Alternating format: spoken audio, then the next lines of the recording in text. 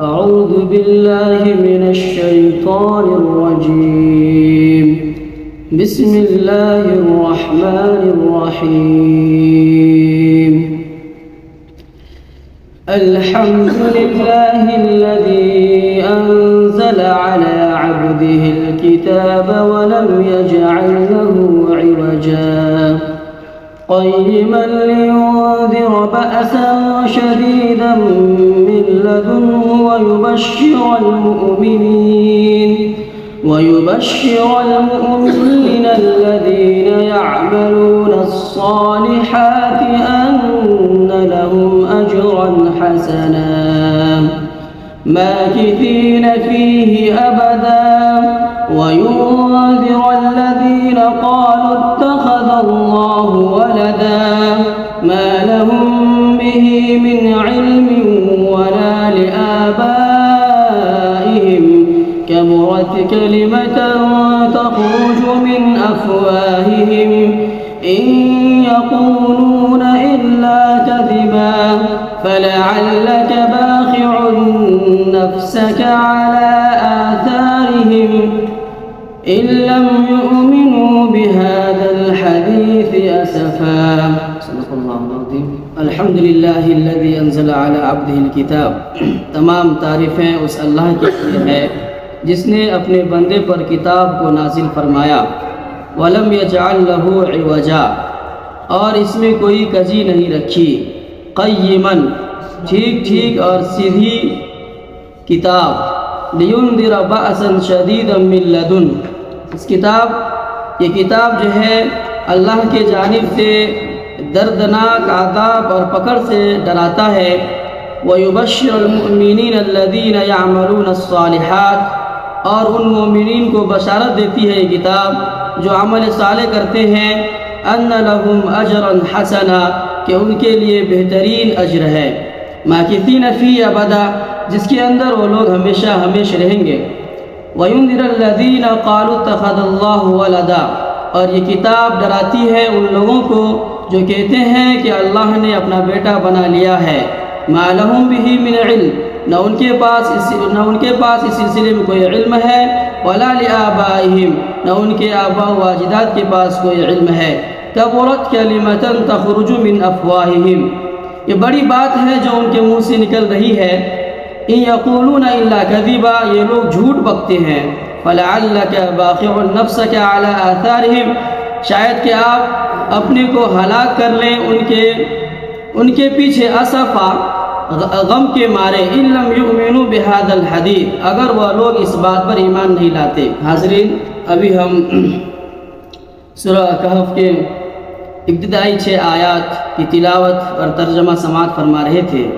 یہ سورہ جو ہے اس کے ہم جو وجہ تسمیہ کی طرف آتے ہیں تو وجہ تسمیہ جو ملتا ہے اسی 10ویں آیت ہے. اذ اول الفتیۃ الی الکہف یہاں جو الکہف لفظ آیا ہے اسی سے ماخوذ ہے. اور اس کے بعد اس کا شان نزول کا جو زمانہ ہم نے جو مطالعہ کیا وہ یہ ہے کہ 5ویں نبوی سے لے کر 10ویں نبوی کے درمیان. آپ لوگ غور کریں گے مکی دور میں ایام میں 5ویں نبوی سے لے کر 10ویں نبوی تک یہ جو ہے بڑا ہی ٹف سچویشن رہا ہے. بڑا ہی جو ہے مشکل ترین حالات رہے ہیں مسلمانوں کے لیے. اسی میں حبشہ کا واقعہ پیش آتا ہے. اسی میں شیخ ابی طالب کا جو ہے واقعہ پیش آتا ہے. مسلمانوں کو محصور کیا جاتا ہے. اور انہی ایام میں نبی صلی اللہ علیہ وسلم کے لیے سب سے بڑا غم کا دن سب سے بڑا غم کا سال جس کو عام الحزن کہتے ہیں وہ پیش آتا ہے. حضرت ابو طالب کا انتقال پرملال ہونا. اسی طرح ام المؤمنین حضرت خدیجہ رضی اللہ تعالی عنہ کا انتقال پرملال ہونا. ایسے حالات میں اس سورت کا نازل ہونا مسلمانوں کے لیے ایک ہمت ثابت ہوتی ہے. مسلمانوں کو جو ہے ایک حوصلہ ملتا ہے. ان میں جو واقعات ہیں اس کے میں مضامین کے اندر جب میں غور کرتا ہوں جو میں سمجھتا ہوں وہ یہ ہے کہ اس میں اصل جو ہے اصحاب کہف کا واقعہ ہے. ایک بات اور بھی یاد رکھیں، اس سورہ کا نزول جو ہے کس حالت میں ہوئی؟ نضر بن حارث اور عقبہ بن معیط، یہ دو شخص کو کفار قریش نے جو ہے علماء یہود کے پاس بھیجا مدینہ میں کہ ان کو جو ہے ان کے بارے میں واقعی یہ نبی ہے اس کی تصدیق کرنے کے لیے۔ جب یہ دونوں صاحب جاتے ہیں وہاں پر تو وہاں کے علماء یہود کہتے ہیں کہ 3 سوالات کرنا، اگر وہ جواب دے دیتے ہیں تو یقیناً جو ہے وہ جو نبی مرسل ہے، ورنہ وہ جھوٹ بول رہا ہے۔ وہ علماء یہود جو ہے 3 سوالات رکھتے ہیں۔ پہلا سوال یہ ہے کہ وہ چند نوجوان جو اپنے ایمان کی حفاظت کے لیے نکلے تھے کہاں گم ہو گئے، اس کے بارے میں معلوم کرنا۔ دوسرا یہ کہ جو دنیا کا سب سے بڑا سیاح تھا، جس کے بارے میں اسی صورت کے اندر ہے حتی اذا بلغ مغرب الشمس حتی اذا بلغ بین السدین حتی اذا بلغ مطلع الشمس، یہ جو پوری دنیا کا جو ہے ذوالقرنین نے جو سفر کیا ہے اس کے بارے میں معلوم کرنا، کیا معلومات دیتے ہیں۔ اور تیسرا سوال روح کے بارے میں پوچھنا۔ روح کے بارے میں اگرچہ اس صورت میں نہیں ہے، سورہ بنی اسرائیل میں ہے، لیکن یہ دونوں صورت جو ہے ایک دوسرے سے جو ہے ایک دوسرے کے پیچھے آنے والی ہے۔ آپ دیکھیں گے پہلی آیت ہے الحمد، آخری آیت جو ہے سورہ بنی اسرائیل کی وہ یہ ہے الحمدللہ الذی لم یتخذ ولدا ولم یکن لہ شریک۔ یہ آپ الحمد جو کہنے کا رہا ہے اس کی شروعات اسی کا حکم کی تعمیل ہے، الحمدللہ الذی انزل علی عبدہ الکتاب۔ تو یہ دونوں صورت کا جو ہے تال میل ہے۔ اب یہ 3 واقعات جب علماء یہود کے جانب سے وہ دونوں جو ہے نضر بن حارث اور عقبہ بن ابی معیط جو ہے آتے ہیں اور کفار قریش کے پاس رکھتے ہیں کہ اس طرح کے سوالات کرنے ہیں، پھر سارے لیڈران لوگ جاتے ہیں آپ صلی اللہ علیہ وسلم کے پاس اور کہتے ہیں کہ ہمارے یہ 3 سوالات ہیں، اگر جواب دیتے ہیں تو ہم آپ کو نبی حق مان لیں گے۔ جب یہ 3 سوالات رکھتے ہیں تو نبی صلی اللہ علیہ وسلم فرماتے ہیں انشاءاللہ میں کل بتاؤں گا۔ لیکن معاملہ یہ ہوتا ہے کہ اللہ کی طرف سے آزمائش آ جاتی ہے، جو دن میں جو جبرائیل 3 4 5 بار کئی مرتبہ آیا کرتے تھے، اس وعدے کے بعد کہ میں کل بتاؤں گا آنا ہی بند ہو گیا۔ وہی کا سلسلہ 15 دن تک جو ختم ہو گیا۔ اب نبی صلی اللہ علیہ وسلم بہت ہی افسوس میں، بہت ہی جو ہے دل شکنی کہیے یا بہت ہی وطن گھٹن کی حالت میں وہ ایام گزرے۔ اصل میں سبب دلانا تھا اللہ تبارک و تعالیٰ کا، اسی لیے تنبیہ کرتے ہوئے جب 15 دن کے بعد وہی نازل ہوتی ہے تو اس میں ایک آیت ہے وَلَا تَقُولَنَّ لِشَيْءٍ إِنِّي فَاعِلٌ ذَلِكَ غَدًا، کہ آپ ہرگز کسی شے کے لیے، کسی کام کے لیے مت کہیے کہ میں کل کرنے والا ہوں، مگر یہ کہ إِلَّا أَن يَشَاءَ اللَّهُ، مگر یہ کہ اللہ چاہے۔ یعنی کوئی بھی کام کرنے کا جب عزم ہو، جب ارادہ ہو تو اللہ کی مشیت کو جو ہے شامل رکھیں، اگر اللہ نے چاہا۔ یہی سنت ہم لوگوں کا بھی ہے، جو کام کوئی کرتے ہیں تو انشاءاللہ کہتے ہیں یہ اسی دن سے ہے۔ تو پھر 15 دن کے بعد پوری جو سورت کا وقتاً فوقتاً جو نازل ہوتا ہے اس کے اندر اصحاب کہف کے پھر واقعات تفصیلاً بیان کیے جاتے ہیں، اس میں جو ہے ذوالقرنین کے جو واقعات بیان کیے جاتے ہیں، پھر اس میں جو ہے قصہ خضر ہے، خضر اور موسیٰ ہے، یہ تمام واقعات اس کے اندر جو ہیں اللہ تبارک و تعالی نازل فرماتا ہے۔ اور اس سے بات یہ ثابت ہو جاتی ہے کہ یہ نبی حق ہے، اور پوری تفصیل کے ساتھ۔ ایک بات یاد رکھیں کہ اصحاب کہف کا جو واقعہ پیش آیا ہے، تفصیل میں نہیں جانا چاہتا، اکثر بھائیوں کو معلوم ہوگا کہ کیسی حالات تھی، کیسے بد سے بدتر حالات تھے۔ ایسے موقع میں 7 نوجوان اپنے ایمان کی حفاظت کے لیے حکومت وقت سے بغاوت کرتے ہوئے نکل جاتا ہے۔ اس سے ہمیں کیا سبق ملتا ہے؟ گرچہ ہم اس ملک میں رہ رہے ہیں جہاں پر جو ہے کفر و عناد ہے، کفر کی حکومت ہے، مشرکین حکومت کرتے ہیں، یہاں پر بظاہر ہمیں معلوم ہوتا ہے کہ اسلام کا غلبہ نہیں ہوگا، لیکن جب بندہ خدا اپنے اسلام اور ایمان کی حفاظت کے لیے نکلتا ہے تو اللہ اس کے لیے راستہ جو استوار کر دیتا ہے، راستہ نکال دیتا ہے۔ دیکھیے وہ نوجوان جب وہ اپنے ایمان کی حفاظت کے لیے نکلتے ہیں، پھر اللہ کی کیسی جو ہے غیبی مدد آتی ہے۔ 309 سال تک جو ہے اس کو جو ہے سلا دیا جاتا ہے، پھر اس کی جو ہے ایمان کی اس کے اندر اس سے یہ پتہ چلتا ہے، اس میں آخرت کا ثبوت ہے، البعث بعد الموت کا بھی جو ہے اس میں جو پتہ چلتا ہے کہ 309 سال کے بعد دوبارہ زندہ کیا جانا، اس سے البعث بعد الموت جو ہمارا ایمان کا حصہ ہے، ہمارے ایمان کا جو ہے ایک جڑ ہے، ہمارے اعتقادات میں سے ہے۔ اس سے ہمارا یہ بھی پتہ چلتا ہے کہ البعث بعد الموت حق ہے۔ جو لوگ ان کے منکر ہیں وہ کافر ہیں، مشرک ہیں، اللہ کے منکر ہیں۔ اس سے ہمیں یہ بھی پتہ چلتا ہے۔ دوسرا یہ کہ ایمان کی حفاظت کے لیے ہمیں آخری کوشش تک جانی ہوگی، ہمیں عزیمت پر عمل کرنا ہوگا۔ ہم جو ہے اپنے ایمان کے لیے ہم نے کٹنا پڑے گا، ان حرقت اگر جلنا پڑے گا، کچھ بھی کرنا پڑے، لیکن ہم ایمان سے جو ہے کچھ بھی مصالحت کمپرومائزنگ نہیں کر سکتے۔ یہ ہے ایمان کی فضیلت۔ اصحاب کہف کے واقعہ سے ہمیں یہ بات پتہ چلتا ہے۔ دوسرا یہ کہ قصہ اس میں جو ہے قصہ خضر اور موسیٰ ہے۔ اس سے پتہ یہ چلتا ہے کہ کل کیا ہونے والا ہے، کس میں کیا مصلحت ہے۔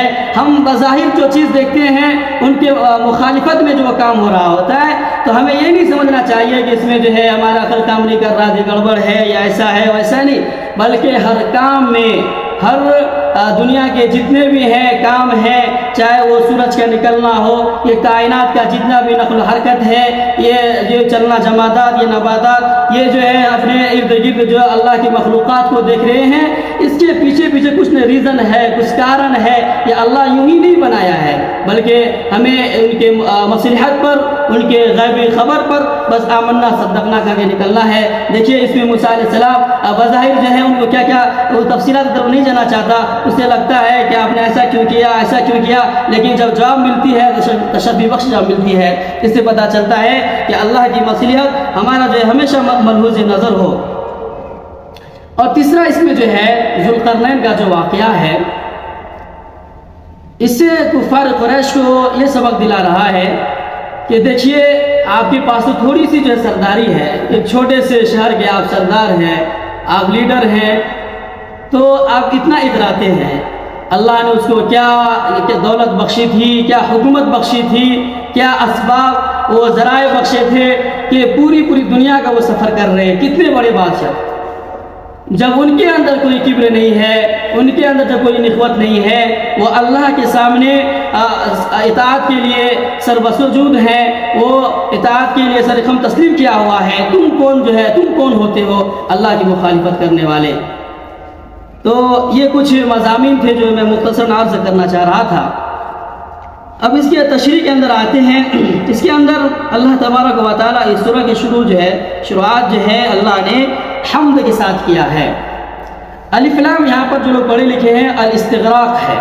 حمد کی جتنی بھی کوالٹیز ہیں، حمد کی جتنی بھی خصوصیات ہیں، جتنی بھی صفتیں ہیں، آپ جتنی بھی چیز آپ دیکھ رہے ہیں خوبصورتیاں ہیں، آپ پھولوں میں جو چیز دیکھتے ہیں اچھا لگتا ہے، آپ چاند اور تاروں میں جو چیز دیکھتے ہیں وہ اچھا لگتا ہے، دل کو بھا جاتا ہے۔ یہ جو کوالٹیز ہیں، یہ ان تمام چیزوں میں جو خصوصیات رکھی ہیں، اس بات کا جو ہے لائق ہے اللہ کہ اس کی تعریف کیا جائے۔ ہم جو ہے ندی کی تعریف نہیں کریں گے کہ وہ ہمیں پانی پلاتا ہے، ہم جو ہے بادل کی تعریف نہیں کریں گے کہ وہ ہمیں جو ہے پانی برساتا ہے، ہم سورج کی تعریف نہیں کریں گے کہ وہ ہمیں جو دھوپ بخشتا ہے، اجالے بخشتے ہیں، بلکہ ان تمام چیزوں کے پیچھے جو کوالٹیز ہیں، جو صفتیں ہیں، جو کارکردگی ہے، ان کی تعریف نہ کرتے ہوئے بلکہ تمام تعریفیں اس اللہ کے لیے ہے، تمام صفتیں، تمام تحمید، تمام توصیفیں اس اللہ کے لیے ہے جس نے اس کتاب کو اپنے بندے پر نازل فرمایا۔ یہاں پر عبد کا لفظ آیا ہے۔ یہ عبد جو ہے ہم اور آپ سنتے ہیں کہ جب واقعہ معراج آیا تو جب نبی صلی اللہ علیہ وسلم پر جو ہے السلام علیک ایھا النبی کہا گیا، تو پھر نبی صلی اللہ علیہ وسلم کا جو اعلیٰ ظرفی دیکھیے کہ السلام علینا، مجھے پر السلام نہ ہو بلکہ ہم پر بھی ہو، وعلی عباد اللہ الصالحین، اور نیک بندوں پر بھی ہو۔ اور فرمایا اشہد ان محمدً عبدہ و رسولہ، عظیم مقام پر پہنچے ہیں اللہ سے کہ اللہ کی مواجہت ہو رہی ہے، اللہ کے دربار میں ہے۔ ایسے وقت میں بھی دیکھیے ان کی انکساری دیکھیے، تواضع دیکھیے، وہاں پر کہہ رہا میں آپ کا رسول و بندہ ہوں۔ تو صفت عبودیت جو ہے اللہ کے نزدیک اعلیٰ مقام رکھتا ہے۔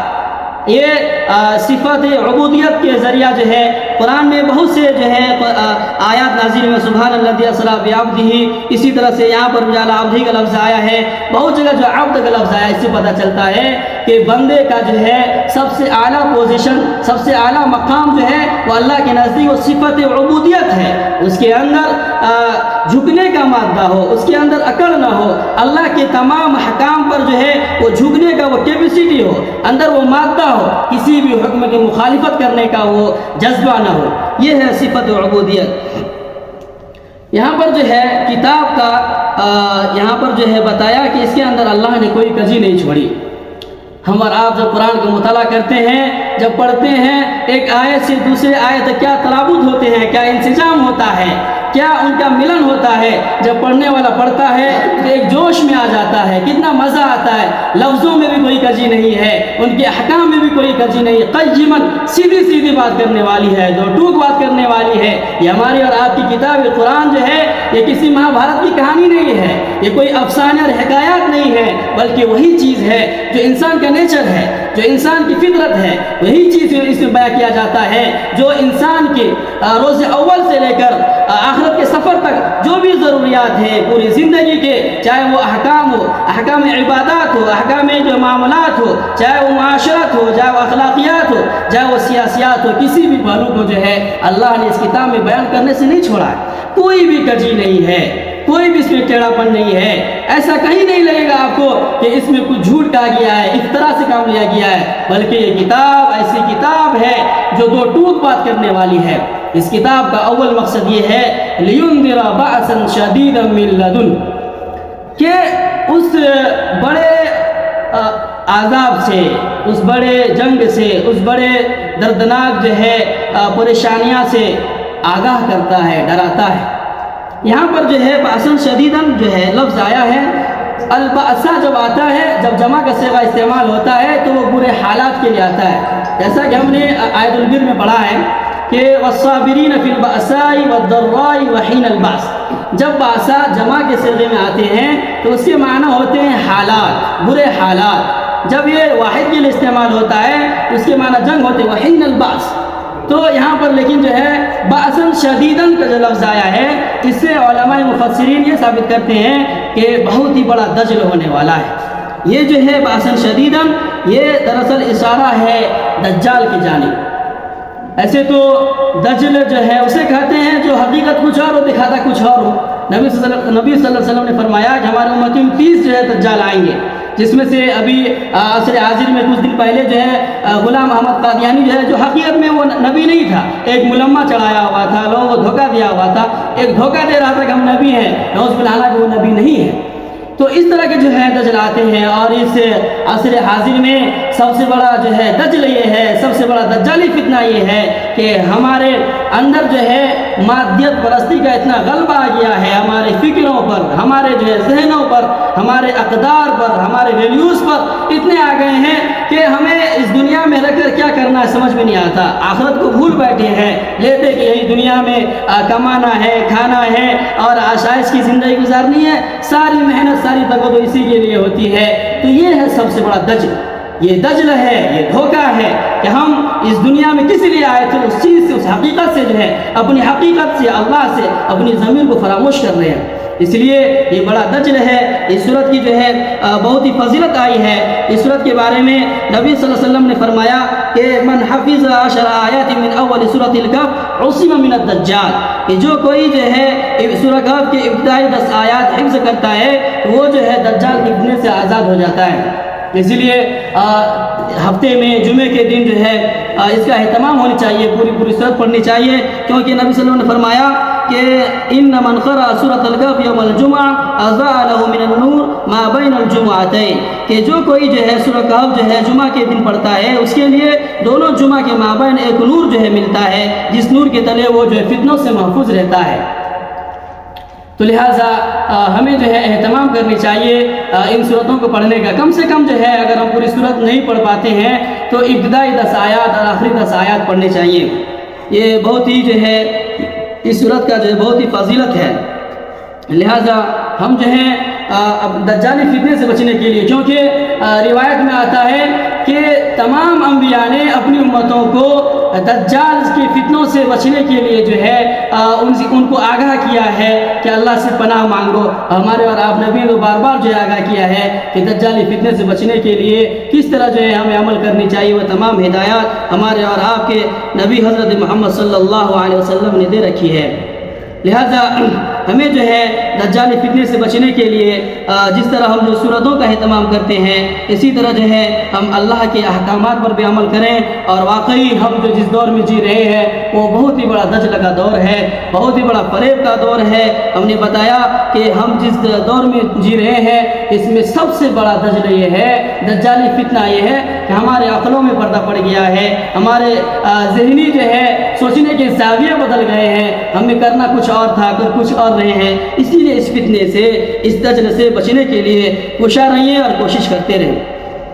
اور اس میں دوسری جو ہے اس میں مقصد بتایا ہے وَيُبَشِّرُ الْمُؤْمِنِينَ، یہ کتاب جو ہے مومنوں کو جو بشارت دیتی ہے، ان مومنین کو جو عمل صالح کرتے ہیں، کیا بشارت ان لہم اجرا حسنا، ان کے لیے اجر حسن ہے۔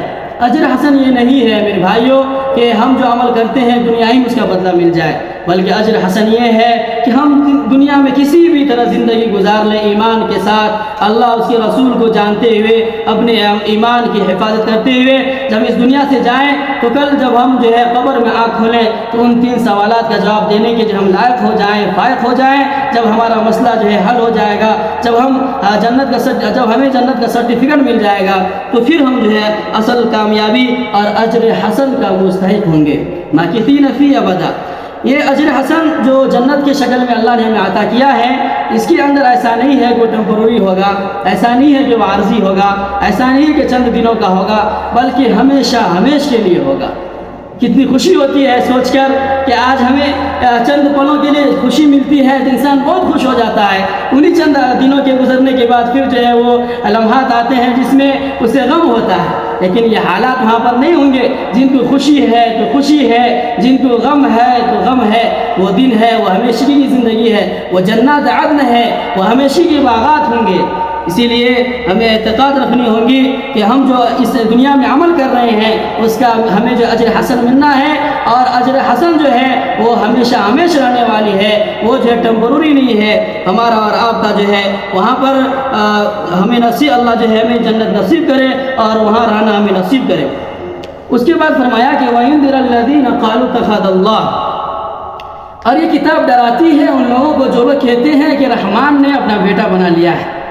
کتنی جو ہے سمجھیے وہ جسارت کرنا ہے، وہ ہمت کرنا ہے، اللہ پر افترا کرنا ہے، اللہ کا بیٹا، یہ کتنی بڑی جو ہے گناہ کا کام ہے۔